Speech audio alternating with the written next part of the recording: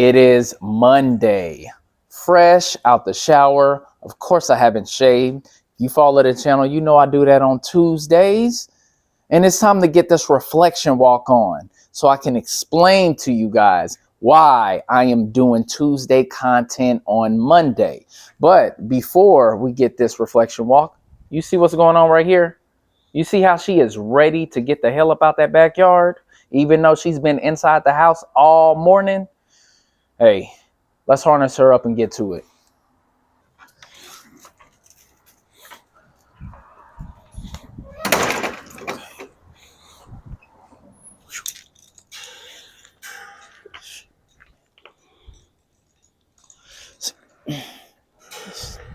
It is cold as hell and windy.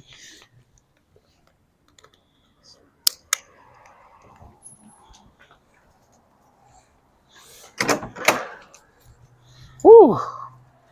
Oh my God, where's my thing? Hold on, Athena. Hold on 1 second. Hold on 1 second. Let me get my selfie stick. And we are off. Okay, I guess you wanted to go to the right once again this week. You see her at no street. Okay, come on. Sidewalk action. There you go. Did she just fart? You better not just farted, girl. Better be glad we outside. Anyways, so it is very, very cold out here. Cold. It is windy. And as much as I love being from the best state in the entire world, Texas, okay? The downside to living down here is you don't know what type of weather you are going to get on a daily basis. See, over the weekend, I'd say Friday and Saturday, the weather was beautiful. Perfect weather. Not too cold, not too warm. It was perfect. And then even on Sunday, yesterday, it was nice in the 80s, the high. And then all of a sudden, the wind started picking up. People's fences was blowing down. The temperature dropped out of nowhere. And now it's in the 40s right now. 40s and super windy. So you don't know what you're going to get. You have to make sure that you keep a jacket in your vehicle at all times, guys, because it might go from 80 degrees down to 60, and you got to be prepared for it. And that's what I want to talk about today, is being prepared and adjusting to the climate and to the environment. So when I was talking to my boy Sean the Sunday before last, and we were, catching up, haven't seen each other in a long time. We were talking about the adjustments that we had to make as far as making sure that we are doing everything necessary to take care of our family. Certain sacrifices that we had to make. We're car guys. We love cars. We love riding clean. And he had to downsize. I had to downsize as far as, making modifications. I even took the wheels off of my Benz, guys. I ride on factories now because it just costs so much money to keep two-piece wheels on my vehicle. It was costing me damn near $1,000 a year just to do that. And he had to, minimize the amount of vehicles he had. But guess what? Those adjustments we do not regret making, because we know that once we get our kids settled, make sure that their college tuition is paid for and they don't have to worry about student loans, we can always go back to that. And we promise each other that's what we're going to do. But we have to take care of our priorities first. We have to make sure that our women do not have to want or worry for nothing. Could you imagine being, and this is speaking from a woman's perspective, being with a guy who is not doing everything in their power to provide, protect, and provision for you? That would absolutely suck, because that's our job as men, right? Just like We expect our women to be submissive to us, to be feminine, to listen, to follow us. But the thing about it is, guys, we have to provide that environment for them to be able to do that, which means that it might be certain things that we want to do, right? We have certain hobbies that we have, passion about. We are passionate about. Let me rephrase that. And sometimes we got to put that shit to the side and say, you know what? This is not going to go for the greater good of my family, for my household, and it's not going to make me look good if I'm investing all of this time and this money into certain things where it could go towards the benefit of the people that is under my covering. So I'm saying that to say this. Instead of you bitching about how high the gas price is right now and how expensive rent or your mortgage or property taxes are, make the adjustment. Stop complaining about it. Work more hours. If you got to pick up a second job, a gig job, go do that shit. But complaining about how expensive life is, it's not going to help you. It's not going to do anything for you when you can utilize that energy to go work, go grind, go get it in. Because that's exactly what I'm doing right now. And the reason why I'm doing this reflection walking this Tuesday content on Monday is because I picked up a shift tomorrow, y'all. When I was at the gym with my son, I got that text, that notification, and I took that shit because my lifestyle is expensive. My son is expensive. Being the sole provider in my household is expensive. You see this dog? Her ass is expensive. So I got to do what I got to do. And I got to make the adjustment. If that means that, hey, I got to knock out about 6 to 8 videos today before WWE Raw comes on, so be it. It is what it is. I might be tired as hell, but at least I know I'm taking care of business. All right. Tuesday content starts right now. Good day, good people. It's AT Malone, the first of my name because the second is already here. If you haven't already, please like, share, subscribe, hit that notification bell for more videos from your boy. Now, it is Monday, probably the busiest day of my week because not only am I creating a ton of content, but I'm taking care of financial business, getting my son's schedule for the entire week situated, getting my schedule situated for the entire week. Plus, sometimes I go in for overtime. Just so happened they didn't have overtime available for me today. They shot me over that notification and I'm taking it tomorrow. And this is why, guys, it's important. And I'm going to beat this in your head, predominantly towards men. Adjust. Stop bitching, stop complaining, because complaints do not generate income. It does not make you more money. It stresses you out. It makes you feel sorry for yourself. And if you complain in front of your woman, you look like a weak little bitch. So don't complain and just make the adjustment, guys. I don't care what anybody says. There is a ton of ways that you can add more income into your household, into your bank account. You just got to go out there and look for it. Okay. Anybody that does not like being broke for a long period of time, they will do whatever it takes legally not to do so. If you want to live a certain lifestyle or maintain your current lifestyle, you got to do whatever it takes to do that. That's exactly what I'm doing right now. Yes. Having my lady here and my son here on a regular basis now is very expensive. Okay, the utility bill goes up and it's continuing to go up. Grocery bill continuing to go up. But I'm not complaining about it. You know what I do? I make the adjustment. I find ways to make more money and I supplement that surplus. And that's what life is all about, guys, as far as men are concerned.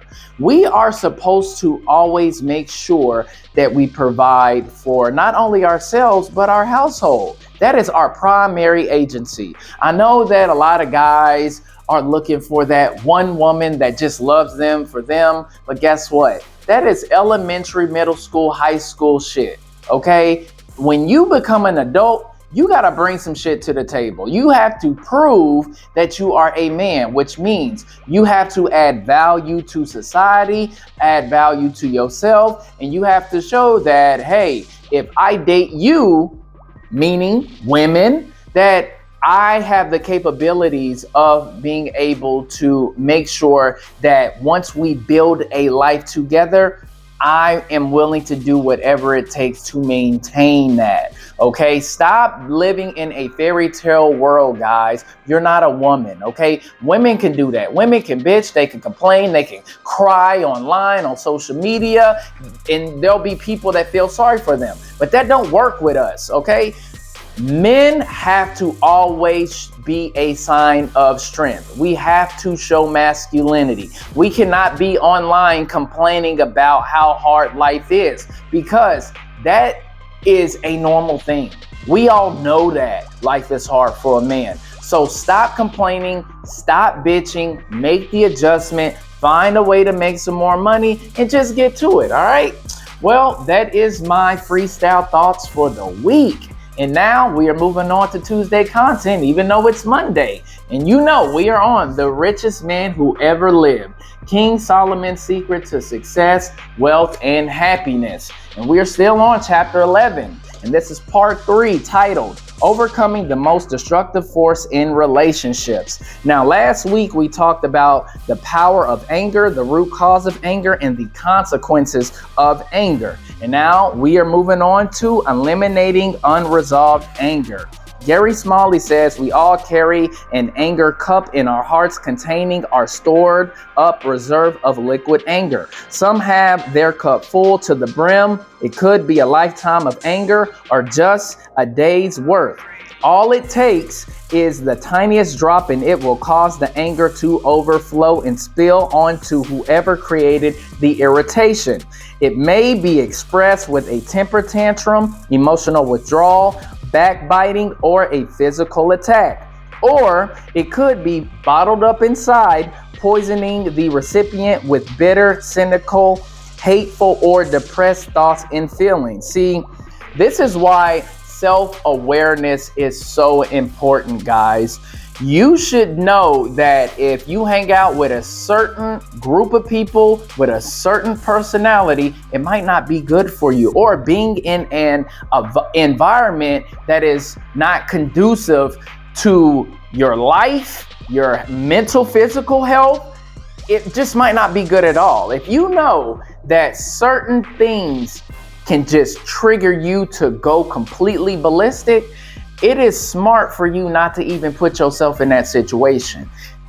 Case in point, me. I know if I'm around certain people or in a certain environment, it brings the worst out of me. So you know what I do? I stay so far away from those type of people or those type of environments, because I know that I have busted my ass for the last 40 years to get to where I'm at, and I'm not going to allow my temper to cause me to lose it all. So guys, be aware of who you are, what you are, and how you respond to certain people in certain environments, and don't put yourself in those environments, okay?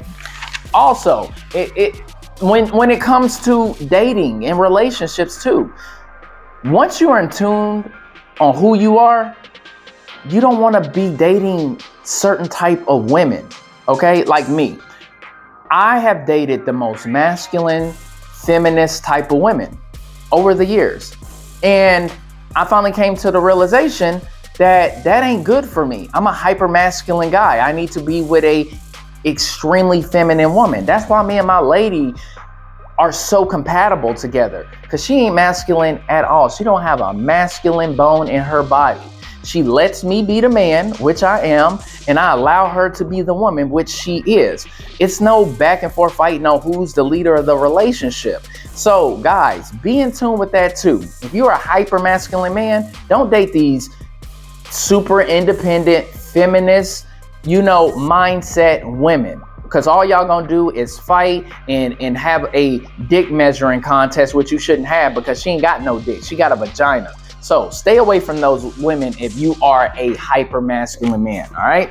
Now, on the other hand, some people have anger cups that are 90% empty. They can experience irritations and unfulfilled expectations without causing an overflow. Regardless of how much anger is stored up in your anger cup, it's important to focus on what you can do to drain it out completely and keep it empty.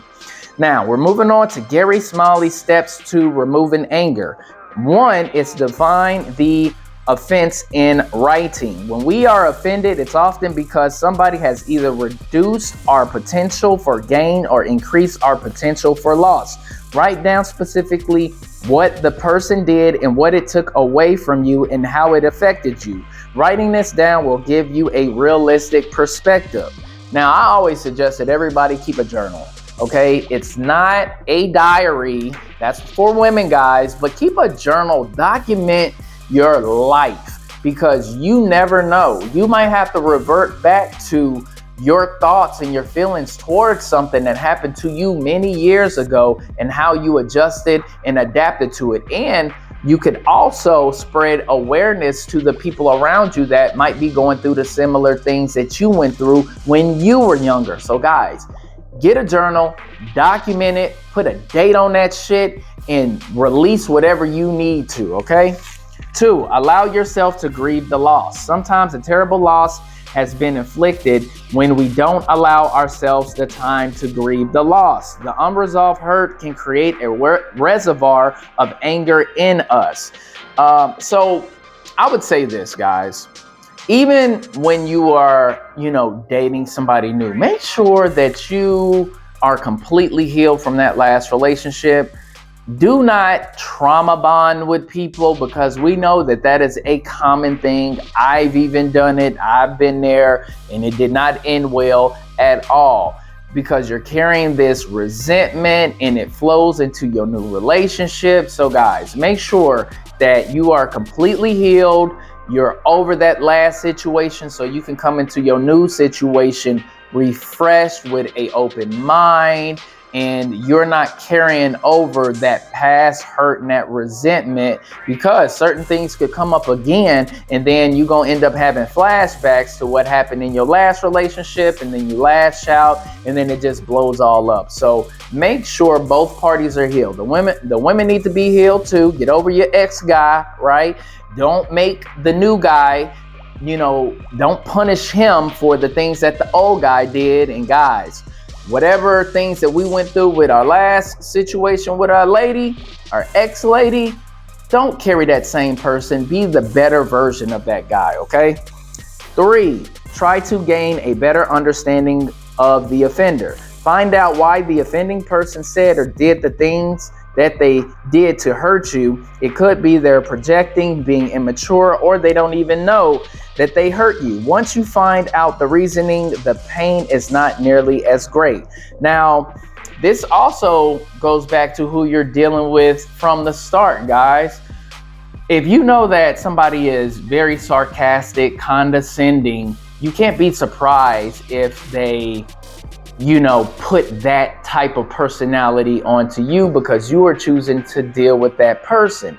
If you know that this person is a liar and they're very deceitful, then if you choose to associate yourself with that person, you got to expect it coming to you. You can't be mad if you know that this person has displayed certain negative traits. That is your exit right there. Once they show that, get the hell up out of there. Because if you choose to stay, you can't get mad if that person is just being who they truly are. So make sure you know who you're dealing with, who is in your social circle, and make the adjustment once they show their true colors. All right. 4, treasure hunt the offense. Look for the good that has come out of the situation. Has it made you more compassionate towards others? Has it motivated you not to treat others the way that person has treated you? We want to experience conflict, or when we experience conflict, adversity, irritations, or offenses, they create opportunities for us to replace them with gratefulness, the hurt and anger you initially felt. Now, this is why I appreciate my childhood traumas. And I know a lot of people are like, why would you appreciate that? Because it helped me learn how not to be as far as a parent. If I carried on those childhood traumas, I would be making my son's life a living hell. But instead, what I did was I took those childhood traumas, the things that I endured throughout my entire childhood. I said, you know what? I'm just going to be better. I'm going to be so much better than my parents that my son is going to grow up. And when he becomes a parent, he's going to tell his kids, I had the best childhood ever because I had an exceptional father. He was always there. He supported me. He disciplined me. He basically got me prepared for the real world. I never went without anything. And life has just been good.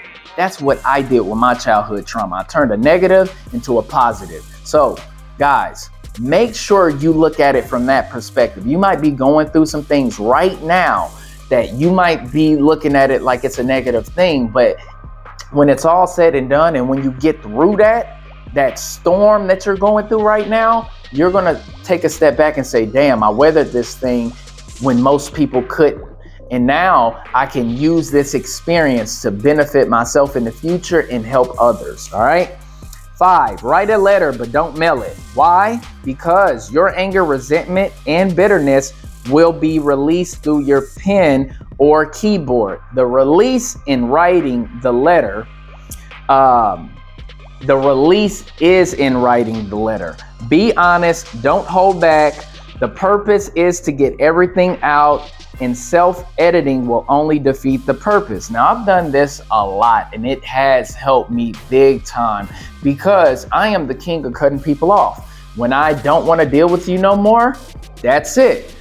So I write these things down on why I felt the way that I felt and why I needed to remove myself out of certain situations, why I stopped being friends with people, why I have broken up with females. I've done this, and it is a huge release. It helped me get over whatever I was feeling, and it gave me a better understanding on why I was feeling the way that I felt. So yes, guys, do that.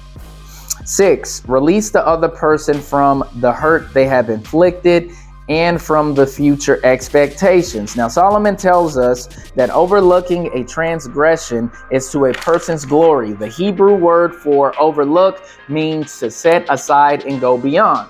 The Hebrew word for forgiveness means to release. To truly forgive someone, you must release them from their responsibilities, from the hurt they have caused you.